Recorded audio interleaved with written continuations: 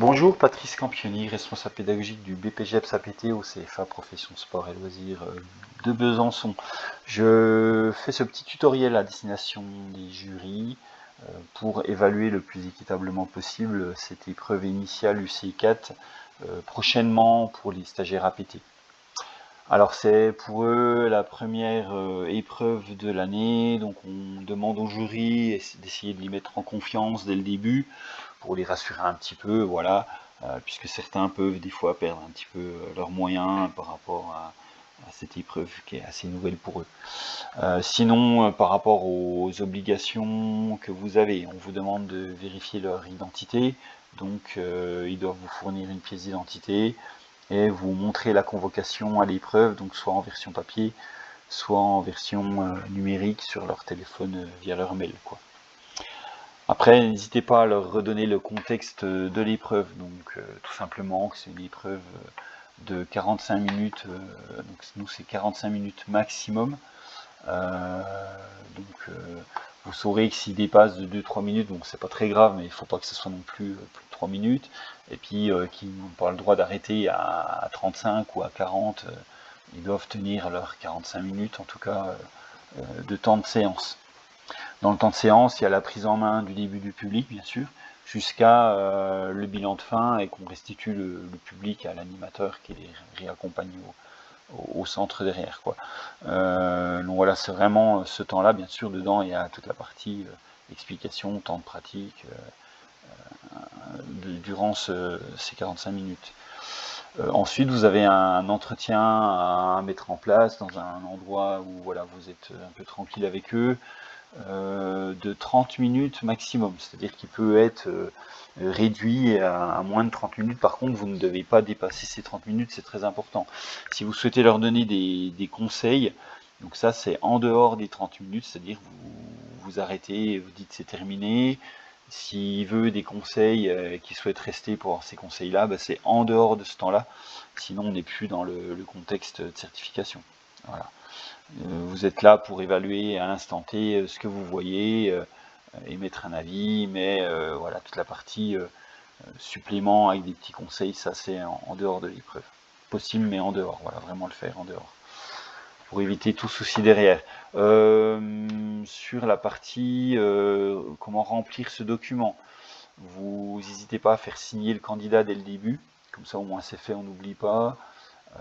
Vous devez remplir, ça vous pouvez le faire par la suite, l'heure de début de séance, l'heure de fin de séance et l'heure de fin de l'entretien oral. Voilà, ici c'est hyper important pour nous aussi. N'oubliez pas de mettre votre nom, prénom et de signer en face ici. Et puis après on reviendra sur la partie avis favorable ou défavorable. Autre chose que souvent le candidat oublie de faire, c'est de vous donner son petit dossier.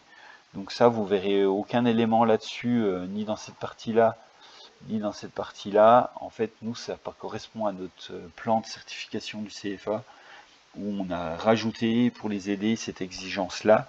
Donc ils doivent vous procurer, vous fournir à chaque jury un dossier, donc un dossier en double exemplaire du coup, dans lequel ils vont vous faire une présentation de l'activité, une présentation des règles et des règlements de l'activité, et une présentation des caractéristiques du public par rapport à la tranche d'âge qu'ils auront.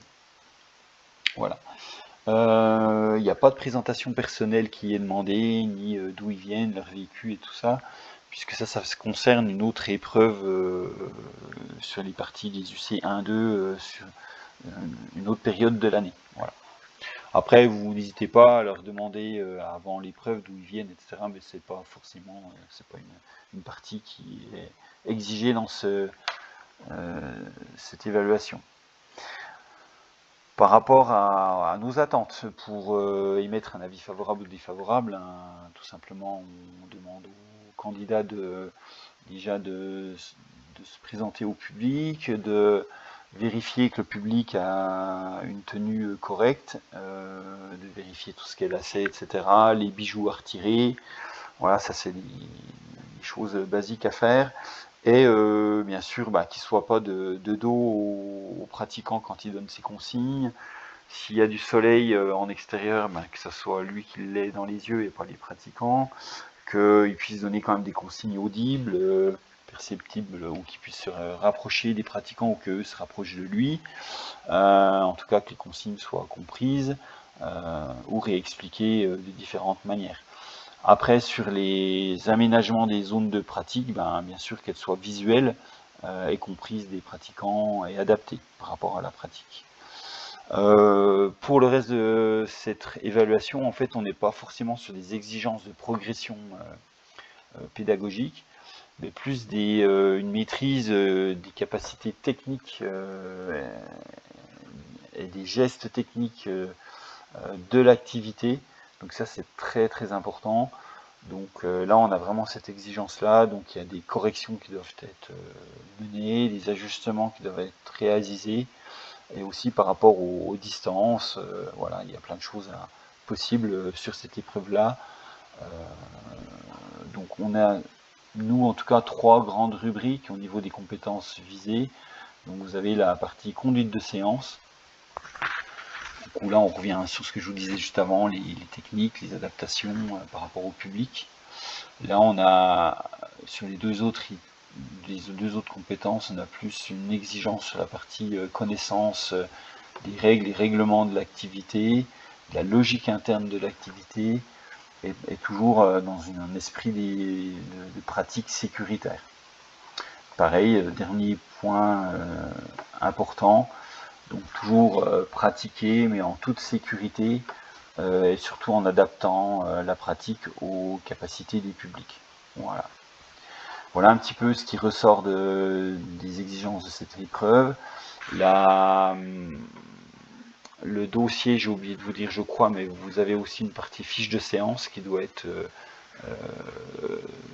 donc il y a la fiche de séance qu'ils vont réaliser, bien sûr, qui doit être quand même plutôt complète et puis assez bien écrite, rédigée en soi. Ça, c'est quand même important qu'ils le fassent correctement. Tout ça, donc vous l'évaluez, et si pour vous c'est plutôt défavorable par rapport à ce que vous voyez, n'hésitez pas à reprendre quand même tous ces items pour être sûr de vous avant de vous prononcer. La fiche de séance en elle-même aussi, vérifier avec lui pendant l'entretien s'il est capable de comprendre ses erreurs, qu'elles soient écrites et même réalisées sur le terrain avec ses publics. Donc qu'est-ce qui n'a pas fonctionné, est-ce qu'il a compris comment trouver ses erreurs, comment les corriger par la suite, comment réajuster les choses, est-ce qu'il trouve les bons mots, est-ce qu'il vous explique ce qu'il aurait pu rectifier ou pas pendant sa séance. Ça, c'est important, puisqu'on est capable aussi des fois de comprendre et de mieux après trouver des solutions sur des entretiens, ce qui permet des fois refaire basculer un avis en défavorable vers favorable. Voilà. Alors par contre, s'il est incapable de comprendre ses erreurs et de trouver des solutions, les réajustements, forcément, et qu'il y a vraiment beaucoup d'éléments qui sont défavorables, là il n'y aura pas de possibilité logiquement d'avoir un avis favorable.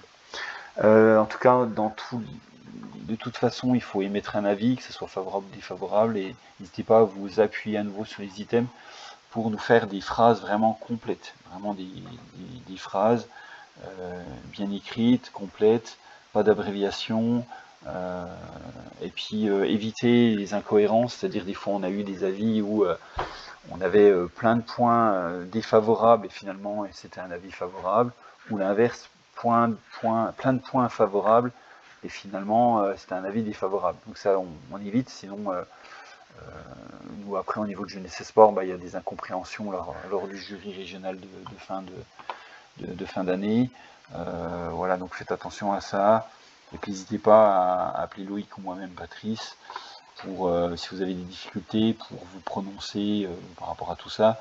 Nous en tout cas on ne donnera pas d'avis à votre place parce que c'est vous les experts, mais on peut vous réorienter sur les contenus pour vous prononcer équitablement, le plus juste possible ensemble sur cet avis. En espérant vous avoir expliqué au mieux cette évaluation, et n'hésitez pas à nous contacter, Loïc et moi, si besoin.